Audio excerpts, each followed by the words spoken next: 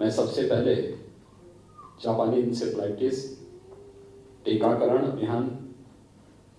Mission इंद्रधनुष के तृतीय संस्करण और खुशहाल परिवार दिवस पर शकुन किट वितरण के आज के इस कार्यक्रम के अवसर पर स्वास्थ्य विभाग को हृदय से बधाई देता हूं और जो आज के अवसर पर इन सभी योजनाओं से लाभान्वित हो रहे हैं, जेई टीकाकरण से, मिशन इंद्रधनुष के इस अभियान से और खुशहाल परिवार के इस अभियान से, उन सबके प्रति अपनी शुभकामनाएं भी व्यक्त करता हूं। मुझे बहुत प्रसन्नता है कि पिछले 4 वर्षों के दौरान प्रदेश सरकार ने अंतर विभागीय समन्वय के माध्यम से इंसेफ्लाइटिस पर प्रभावी नियंत्रण करने में सफलता प्राप्त की है। हम सब जानते हैं कि इंसेफ्लाइटिस पिछले 40-42 वर्षों से पूर्वी उत्तर प्रदेश के नौनिहालों को निगल रही थी। अकेले पूर्वी उत्तर प्रदेश के केंद्र बिंदु गोरखपुर के बीआरडी मेडिकल कॉलेज में इस बीमारी से प्रतिवर्ष 1200 बच्चों की मौत होती थी और जो लोग मेडिकल कॉलेज तक नहीं पहुंच पाते थे उनकी संख्या भी लगभग इतनी ही थी। लगभग 40 वर्षों तक मौत का सिलसिला चलता रहा, लेकिन 2017 में प्रदेश में हमारी सरकार जब आई तो हम लोगों ने उस समय अंतर विभागीय समन्वय के माध्यम से स्वास्थ्य विभाग को नोडल विभाग बना करके इस कार्यक्रम को आगे बढ़ाना प्रारंभ किया और मुझे प्रसन्नता है कि आज जेई और एईएस को लेकर के पूर्वी उत्तर प्रदेश और प्रदेश के अंदर जो विशेष अभियान प्रारंभ हुए, इसके कारण बीमारी पे लगभग 75% और मौत के आंकड़ों को नियंत्रित करने में हम लोगों को 95% सफलता प्राप्त हुई है। मैं इसके लिए स्वास्थ्य विभाग और सभी संबंधित विभाग के साथ ही यूनिसेफ, WHO और अन्य उन सभी संस्थाओं को जिन्होंने हमारे इस मिशन में सहभागी बनकर के इस कार्यक्रम को सफलता की नई ऊंचाइयों तक पहुंचाया है, मैं इसके लिए सबके प्रति हृदय से धन्यवाद देते हुए उन सबका अभिनंदन करता हूं। ये सबसे उपयुक्त समय है जेई टीकाकरण का। मुझे याद है जब हम लोगों ने 2005 में पहली बार जेई टीकाकरण का कार्यक्रम प्रारंभ किया था, तो उस समय चुनौती हमारे सामने यही थी कि टीकाकरण कब होना चाहिए और उस समय भी हम लोग इस निष्कर्ष पर पहुंचे थे कि टीका को हमेशा एक्टिवेट होने में कुछ समय लगता है। तो स्वाभाविक रूप से जेई और एईएस के जो मामले पूर्वी उत्तर प्रदेश या प्रदेश के 38 जनपदों में देखने को मिले हैं, ये मध्य जुलाई से लेकर के नवंबर तक देखने को मिले हैं। तो मध्य जुलाई से नवंबर तक के इस कालखंड के लिए आवश्यक है कि हम फरवरी-मार्च में ही टीकाकरण के इस कार्यक्रम को संपन्न कर सकें। और मुझे प्रसन्नता है कि आज 21 फरवरी को स्वास्थ्य विभाग जेई टीकाकरण के इस अभियान को आज लगातार चौथे वर्ष भी आगे बढ़ा रहा है। ये कार्यक्रम केवल स्वास्थ्य विभाग तक सीमित न हो, यूनिसेफ और WHO के प्रतिनिधि यहाँ पर हमारे साथ जुड़े हैं, अन्य तमाम संस्थाओं के जो प्रतिनिधिगण हैं वे भी हमारे साथ इस कार्यक्रम के साथ जुड़े हैं। भारत सरकार का सहयोग निरंतर हमें इसके लिए प्राप्त हो रहा है। अंतर विभागीय समन्वय हमारी इस पूरे अभियान की सफलता का मूल मंत्र है। हम सब जानते हैं कि इंसेफ्लाइटिस पे नियंत्रण होना तब संभव हुआ जब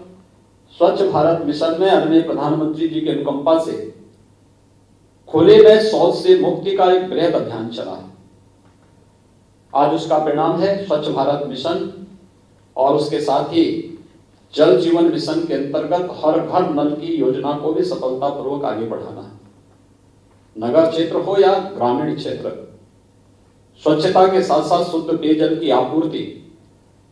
बीमारी के 60% समस्या का समाधान करने में बहुत बड़ी भूमिका का निर्वहन करता है और हम सबको इसकी ताकत को महसूस करना होगा। सामान्य स्वच्छता के अभियान को भी नगर विकास और ग्रामीण विकास विभाग, पंचायती राज विभाग ने बहुत अच्छे ढंग से आगे बढ़ाया है। और यही नहीं, जन जागरूकता के कार्यक्रम में बेसिक शिक्षा परिषद ने, माध्यमिक शिक्षा परिषद ने, बाल विकास और महिला कल्याण विभाग ने, ये हर एक स्तर पर जो बृहद अभियान चले हैं, आज उसका परिणाम हम सबके सामने है। अंतर विभागीय समन्वय की इस ताकत को हम सबको समझना पड़ेगा और उसको उसी रूप में आगे बढ़ाते हुए हमें जापानी इंसेफ्लाइटिस और एक्यूट इंसेफ्लाइटिस सिंड्रोम को पूरी तरह प्रदेश से समाप्त करके दिखाना है कि हम लोग बिना किसी अतिरिक्त खर्चे के कन्वर्जेंस के माध्यम से बेहतरीन प्रदर्शन करके इस महामारी को पूरी तरह नियंत्रित करेंगे। और वह उत्तर प्रदेश सरकार ने स्वास्थ्य विभाग की टीम के साथ विभिन्न विभागों के अधिकारी और कर्मचारियों की मदद से करने में लगभग 95% तक इसमें सफलता प्राप्त की है। जो शेष 5% है, उस 5% के लक्ष्य को इस वर्ष हम पूरा कर सकें, इस दृष्टि से आज का अभियान यहाँ पे प्रारंभ हो रहा है। मैं इस अभियान के प्रति सबसे पहले अपनी शुभकामनाएं देता हूं और विभाग को इस सफलता के लिए हृदय से बधाई भी देता हूं। दूसरा कार्यक्रम आज यहाँ पर प्रारंभ हो रहा है मिशन इंद्रधनुष का 3य संस्करण के शुभारंभ का। तमाम प्रकार की ऐसी बीमारियां हैं जो समय पे गर्भवती महिला को या फिर नवजात शिशु को टीकाकरण के माध्यम से हम उन्हें बचा सकते हैं और उनके जीवन को सुरक्षित रख सकते हैं। लेकिन जागरूकता का अभाव या लापरवाही, ये कहीं ना कहीं गर्भवती महिला को, माता को और बच्चे को भी इसकी मृत्यु दर को ही बढ़ाता है, बाल मृत्यु दर और मातृ मृत्यु दर को बढ़ाता है। लेकिन साथ साथ तमाम ऐसी बीमारियों की चपेट में उन्हें ले आता है जो जिंदगी भर के लिए नवजात शिशु को फिर से समाज के भरोसे छोड़ने के लिए मजबूर कर देता है। उस प्रकार की स्थिति न हो, आदरणीय प्रधानमंत्री जी की अनुकंपा से मिशन इंद्रधनुष का जो कार्यक्रम प्रारंभ हुआ है, इसे सफलता की नई ऊंचाइयों तक पहुंचाने का दायित्व भी हम सबका। इसका 3य संस्करण का कार्यक्रम भी 2 दिन के बाद प्रारंभ होगा। इसको हम सफलतापूर्वक आगे कैसे बढ़ा सके, यह हर जागरूक नागरिक का दायित्व होना चाहिए। याद रखना, समाज में कहीं भी अभाव होगी, बीमारी होगी, गरीबी होगी, अव्यवस्था होगी या किसी भी प्रकार का कोई भी बीमारी या कोई संक्रमण होगा, तो समाज अपने आप को ये न समझे कि वह अपने आप को सुरक्षित कर पाएगा। जहां कहीं भी इस प्रकार की स्थितियां होंगी, उन सब के खिलाफ हमारा अभियान एक सामूहिक रूप से आगे बढ़ना चाहिए। और मैं तो आह्वान करूंगा स्वास्थ्य विभाग के साथ साथ महिला और बाल विकास विभाग को इसके साथ जुड़ करके सामूहिक रूप से इस कार्यक्रम को आगे बढ़ाना चाहिए। ये अंतर विभागीय समन्वय की ताकत को हम लोगों ने जेई और एएस के खिलाफ चले हुए अभियान के साथ देखा है, और इस कार्यक्रम को भी उसी के साथ हम जोड़ करके देखेंगे तो उसके बेहतर परिणाम सामने आ सकते हैं। इस दिशा में यह एक प्रयास हमारा प्रारंभ होना चाहिए। तो तीसरा, तकनीक का उपयोग करके। आपने देखा होगा, अगर तकनीक नहीं होती तो वैश्विक महामारी कोरोना के खिलाफ हम लोग पिछड़ गए होते।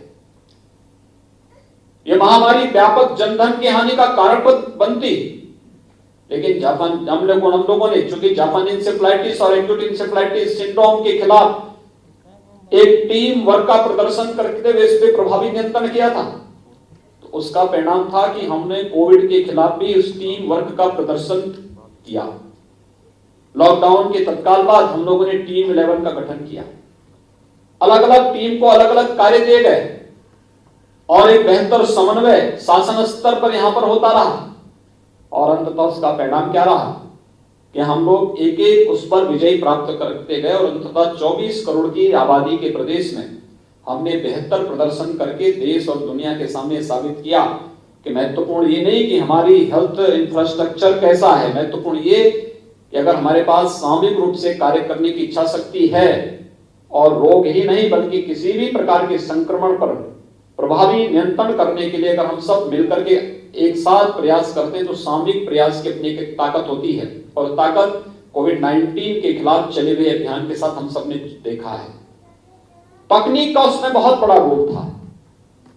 आपने देखा होगा जब तमाम प्रकार के ऐप उस दौरान विकसित किए गए, और उसके माध्यम से समय पे सूचना देना। कोई व्यक्ति अगर किसी कोरोना पॉजिटिव के संपर्क में आया है तो वह जहां कहीं जाता था तो पहले से अलर्ट जारी होने लगता था। टेक्नोलॉजी की ताकत थी और उस टेक्नोलॉजी की ताकत को आज हम सबको महसूस करना पड़ेगा। आज ई कवच के नाम पर जो एक ऐप यहां पर आप जो लॉन्च किया जा रहा है, जो आगे बढ़ाया जा रहा है, यह इसी तकनीक के माध्यम से ऐसे बच्चों को चिन्हित करना और फिर उस अभियान के माध्यम से टीकाकरण के इस अभियान को प्रभावी ढंग से आगे बढ़ाने में मदद करेगी। चाहे वो जापानी इंसेफ्लाइटिस हो या फिर एक्यूट इंसेफ्लाइटिस के खिलाफ भी एक अभियान जो स्वच्छता और अन्य कार्यक्रमों के माध्यम से प्रारंभ होना है, हम तकनीक का बेहतर उपयोग करके इसे आगे बढ़ा सकते हैं। और मुझे लगता है कि इस समय आत्मनिर्भर स्वास्थ्य,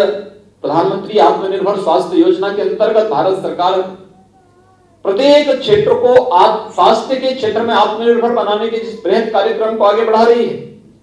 हमारा प्रयास होना चाहिए कि तकनीक का उपयोग करते हुए उन एस्पिरेशनल डिस्ट्रिक्ट में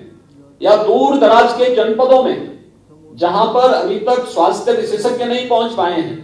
हम वहां पे टेलीमेडिसिन को लेकर के चले जाएं, टेली कंसल्टेशन की सुविधा वहां देना प्रारंभ कर दें। मुझे लगता है कि विशेषज्ञ चिकित्सकों की समस्या का समाधान टेक्नोलॉजी आपकी कर देगी और ये टेक्नोलॉजी एक नया जीवन दान देगा उत्तर प्रदेश के प्रत्येक उस नागरिक को जो अब तक स्वास्थ्य सुविधा से वंचित रहा है। उस तक टेक्नोलॉजी उसके जीवन में एक नया परिवर्तन ला सकती है और ये टेक्नोलॉजी इस फील्ड में भी हमें आगे देने का प्रयास करना चाहिए। मुझे प्रसन्नता है कि आज नवंबर 2020 से 21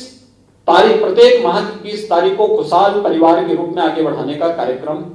प्रदेश सरकार के द्वारा प्रारंभ हुआ है। एक अभियान का हिस्सा है। हर एक व्यक्ति के बारे में जागरूकता, परिवार